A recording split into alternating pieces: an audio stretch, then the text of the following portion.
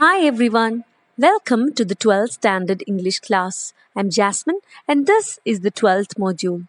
In this module, we are going to discuss a new poem, An Elementary School Classroom in a Slum, from the book Flamingo, written by Stephen Spender.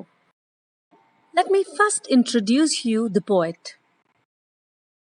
Sir Stephen Harold Spender was an English poet, novelist, and essayist who concentrated on themes of social injustice and the class struggle in his work.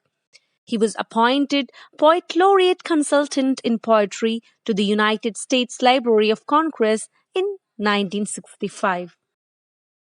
An elementary school classroom in a slum is a beautifully penned down poem by Stephen Spender that exposes the glaring gaps and marginalization that occurs ever so often in our societies. Through this poem, the poet compares the conditions of the haves and the have nots. As you can see, the poem is divided into several stanzas. First, let's read and understand stanza 1. Far, far from gusty waves these children's faces, like rootless weeds, the hair torn round their pallor, the tall girl with her weighed down head, the paper seeming boy with rat's eyes, the stunted unlucky hair of twisted bones, reciting a father's gnarled disease, his lesson from his desk. At back of the dim class, one unnoted, sweet and young. His eyes live in a dream of squirrel's game in tree room other than this. Now let us understand the first stanza. Through this first stanza, the poet Stephen Spender shows us that the condition of the children in a slum school is pathetic. The world is far from a healthy, fresh environment. They are like rootless weeds, unwanted and cast out. Their hairs are unkempt and untidy, and their faces clearly show the plight of their existence. A particular tall girl is described by the poet. She has a bowed down head, which shows the burden of the stressed life she leads. Another boy, who is as thin as a paper too, has the same undernourished look on his face. He has a scared expression on his eyes. These unlucky children have only acquired diseases and bad luck from their parents. One of them is even not able to get up from his desk to read out the lesson.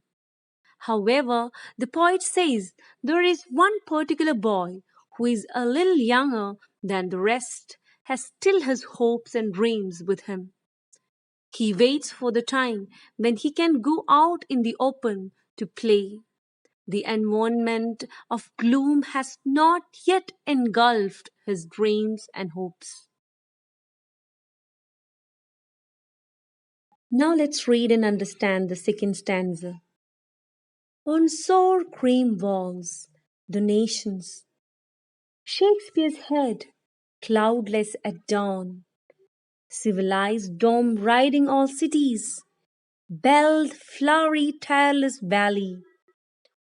Open-handed map awarding the world its world. And yet, for these children, these windows not this map their world, where all their future is painted with a fog. A narrow street sealed in with a lead sky, far, far from rivers, caves, and stars of wits. Now let's see the meaning.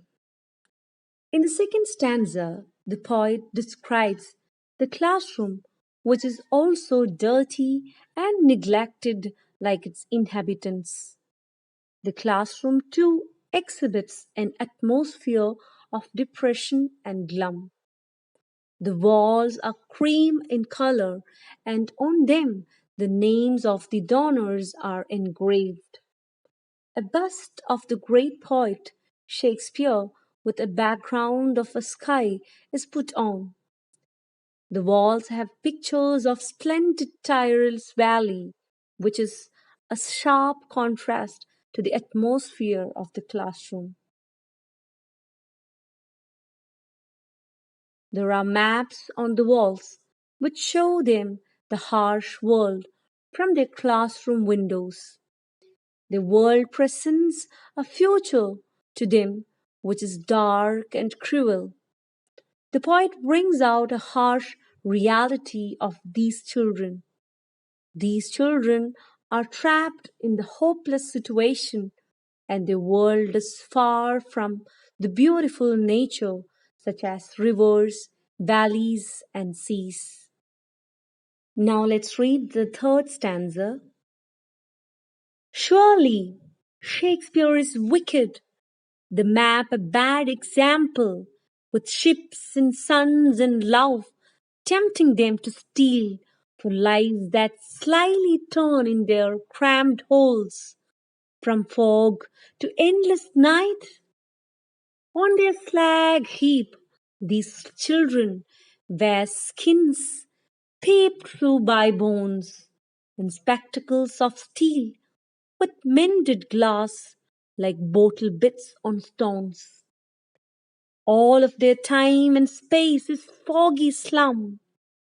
So blot their maps with slums as big as doom. Now let's understand stanza 3.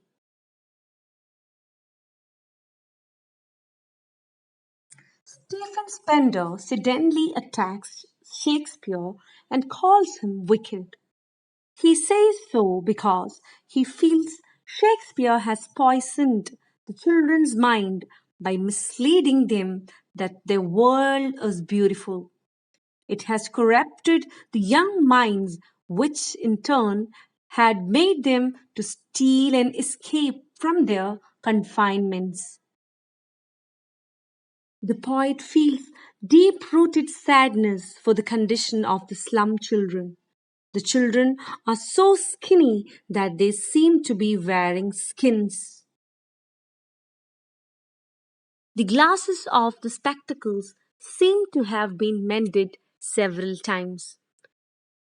The total appearance of the children show their deprivation and undernourished conditions. The poet feels that the classroom should have pictures of huge slums instead of those cynic graphics. Now let's read the final stanza of the poem.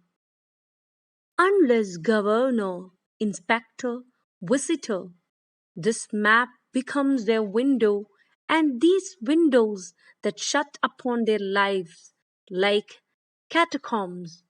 Break, oh break, open till they break the town, and show the children to green fields, and make their world run azure on gold sands, and let their tongues run naked into books, the white and green leaves, open history theirs, whose language is the sun.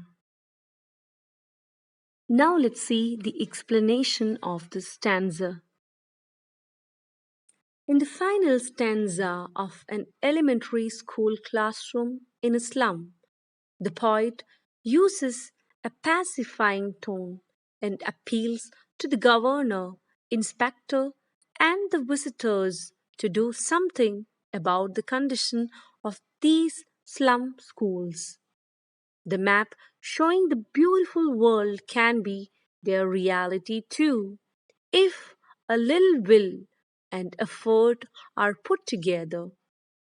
The poet hopes for a better future for these children. He warns the authorities to realize their responsibilities and free the children from such grave like confinements. He wants the barriers to be pulled down. The children must break away from the school boundaries and enjoy the world beyond. Only that way they can enjoy the nature, the green fields, and the golden sands. The poet wants them to sail, explore, and discover the world so that someday their names are found in the history. So these are the four stanzas of the poem with its explanation. With that, I wind up the session. In the next session, we will discuss the short summary of the poem and theme. I hope the session was helpful. Thank you.